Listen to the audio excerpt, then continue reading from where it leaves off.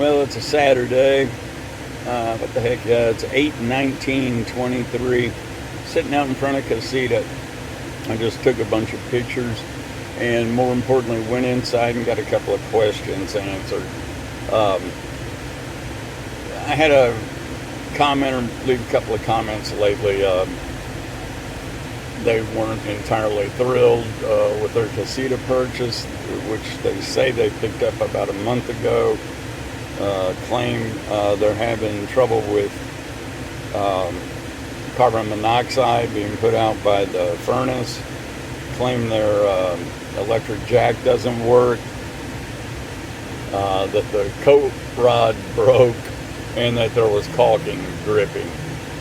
Now, I don't have any more information um, about this. I don't know where the person lives, if they're close to the factory or 1,000 miles away. Don't know anything like that. But it did raise the question. I recommended to that individual that they could try calling Casita, but only to find out what the process was for dealing with something like, let's talk about the heater, because that's the big one. There's a bunch of possibilities here, the most likely of which I believe, because I had this issue when I got my Casita in April of 21, on it putting out carbon monoxide, I got a feeling what's really happening is his CO detector down on the floor is going off when he turns that heater on. I had that experience for a fairly long time because I never properly aired my Casita out. I parked it at home and started doing work from home, computer stuff, almost from day one. And airing it out just wasn't a priority. And I found that I could turn almost anything on, the electric water portion of the water heater or the gas, and that thing would trip off, and no explanation whatsoever. I bet that's what's happening to him, but maybe not. So I advised him, call a reputable RV tech. If you don't have I told him I wouldn't take it to an RV repair place, but that's just me. I would find a credited RV mobile tech. But then you have to call for the heater. If the company is Suburban, he'd have to call them, work all that out, make sure the tech was good, and then he might go through all that just to find out it's the CO2, carbon monoxide detector.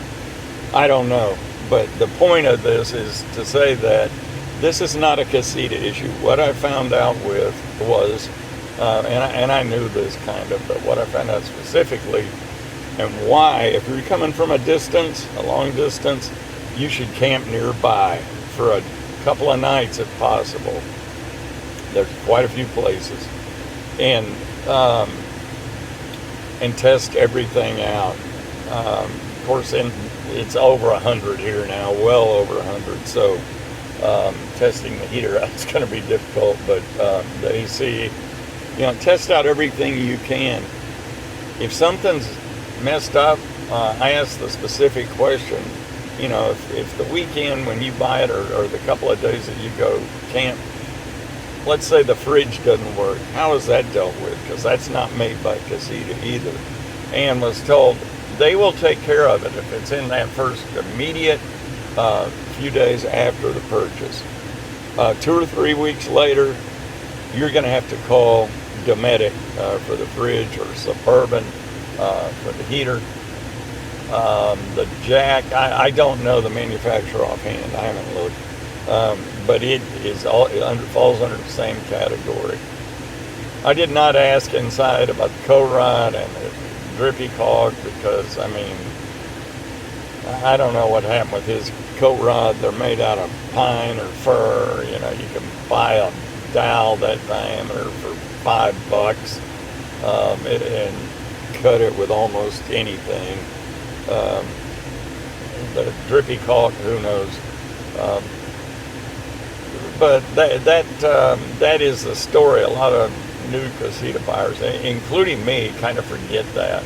When my heat strip went out. I came down here um, and asked about it. I think Tyler was here, and he told me um, it's not our issue. You know, this was over a year after I bought the trailer. Um, and I decided on my own to troubleshoot and was ultimately able to buy a new one for, I think it was about $80 and put it in, and that was the problem. It was defective all along. But I didn't check it out early on. You know, so check stuff. If you buy a new Casita, get right on it. Go camp in that thing if possible, or stay somewhere that's close enough where you can be in contact with them and you can bring it right back here the first day they're open and get it dealt with. Cause if you live, you know, a few hundred miles or more away, once you leave, if you're not planning on coming down I-45 to Rice, Texas, you're going to be out of luck anyway. But in any event, after a couple of weeks, it's not Casita's issue. That's only an immediate after purchase scenario where they will look into it and fix or replace whatever's required. So that's my message for today. I took a bunch of pictures and that's it. I'll see y'all later on. It was worth a trip down here to get those questions answered. This is Tommy Rance signing out for now. See ya.